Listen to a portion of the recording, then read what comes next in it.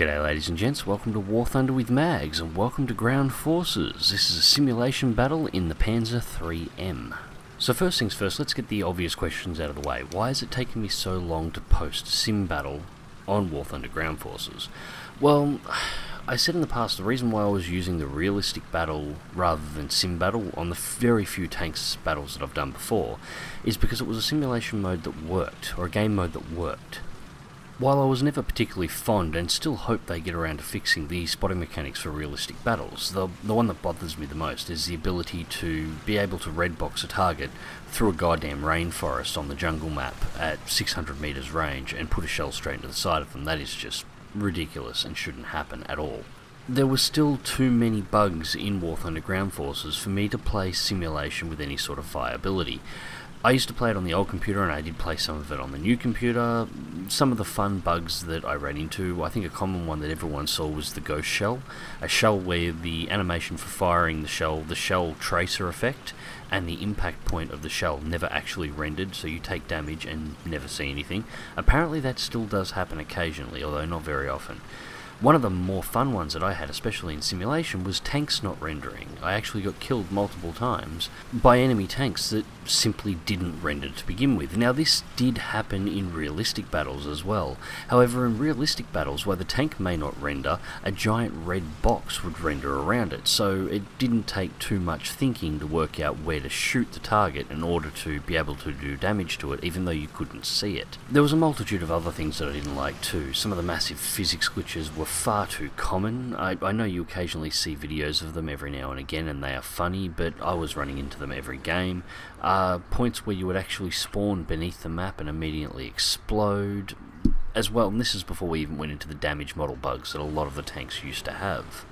In fact, that was the final straw for me. On top of all the other bugs that are in existence, the damage models on most of the tanks weren't operating. There were hitboxes for internal components on some tanks that were actually outside of the armour. In these cases, all you would need to do is fire a shell at a tank that had one of these issues and have the shell ricochet off the armour, and it would still hit 2 or 3 of the internal hitboxes, destroying the tank. And the final and most notable one was the actual penetration values on a lot of the guns in the game. Many guns were reading either above or below the numbers that were not only listed for the game but their historical counterparts. What this meant was you had tanks that should not be able to penetrate you, that could actually core your tank from nose to tail.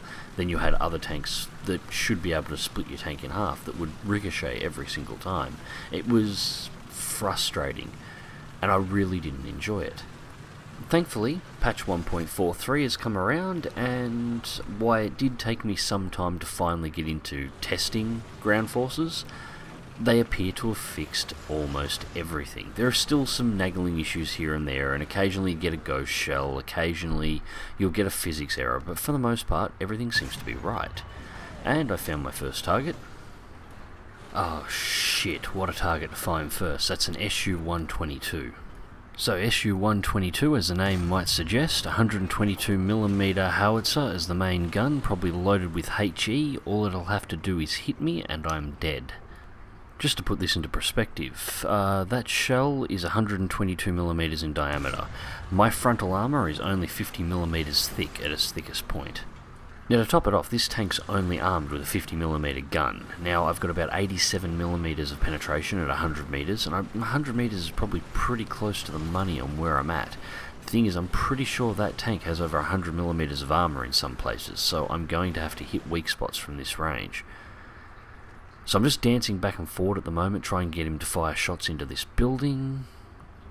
Line of shot, come on, give me that vision slot.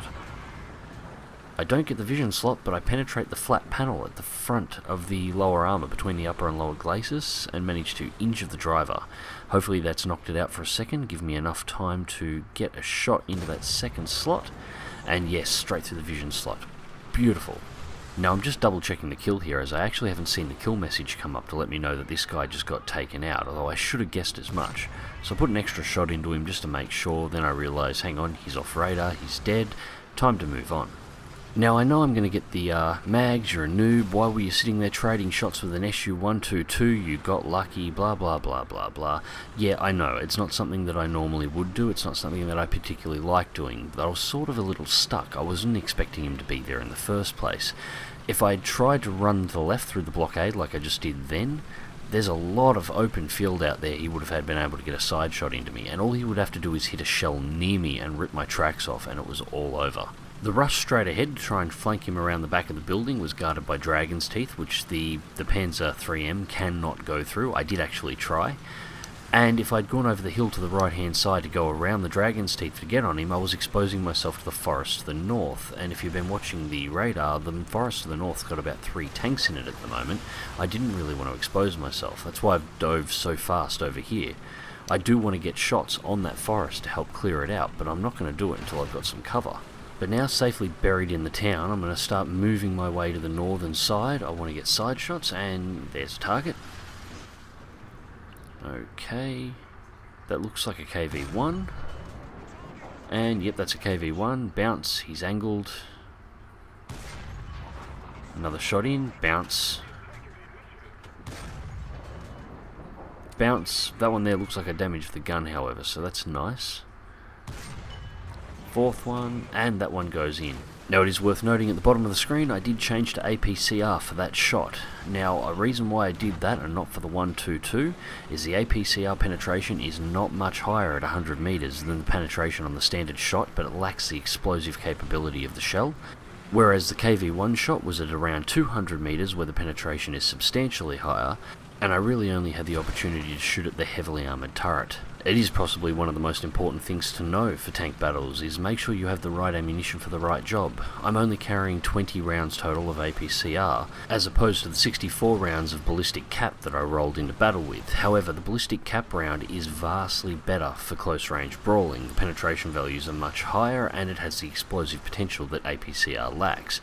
APCR is my long range shot, my sniper round. It's also there just in case I run into an incredibly heavily armoured target that I'm unable to flank and I need to crack it from the front. If I hadn't penetrated that 122, then my next round would have been to flick over to APCR.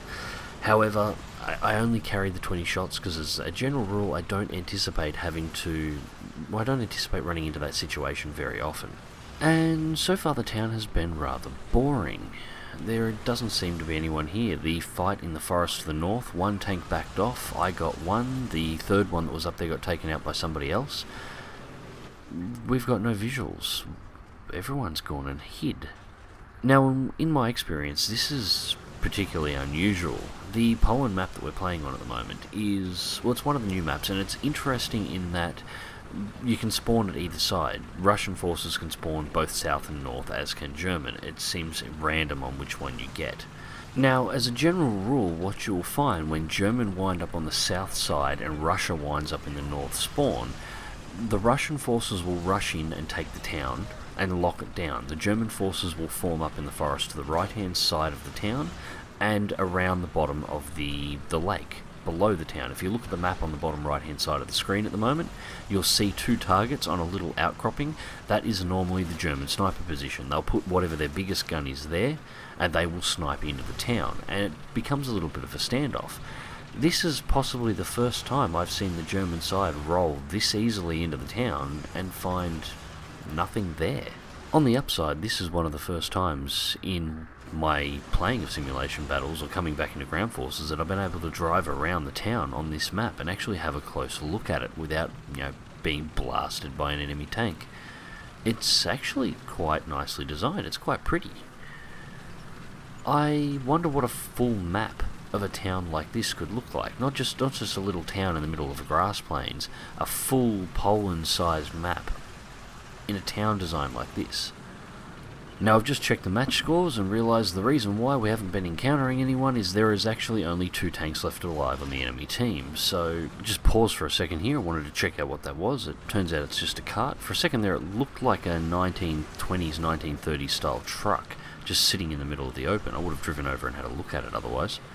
But as it's just a cart, we'll just leave that alone. Now there is a dot off to our left hand side I'm having a look at on the map. Just pause for a second here. just checking the horizon lines. I just want to make sure that there's no signs of movement before I move out, because I'm beginning to move out of the town now, so I'm moving out of cover. There is still 2 tanks. I suspect the dot that's up to the left hand side is only going to be a AAA or an artillery piece, so it's not what I'm after at the moment. There are still 2 targets unaccounted for.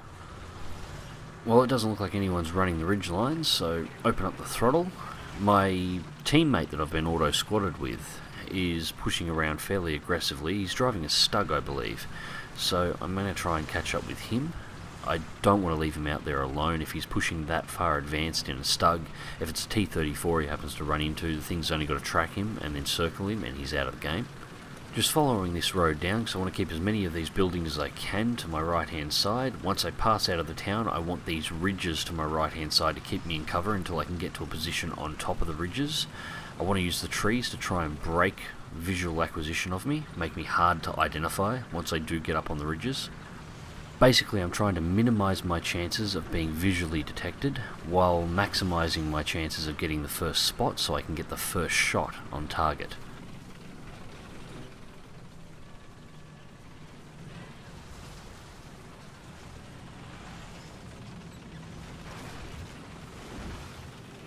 Looks like my friend in the Stug has found one of our 2 missing enemies. Looks like he's lurking around the barn somewhere. I haven't managed to spot him just yet. I can't see anything from here. I know he's over there. I know I should have a line of sight on him from here. I just cannot see him, so move up. I reckon it's likely he's going to be in that ridge line just off to the right hand side of the barn, so this should give me enough of an angle to be able to spot shots from here. It'll put the range at about 200 meters. And there he is. He fires and gives away his location. Okay. Straight into the side of the tank. Take him out 1 shot.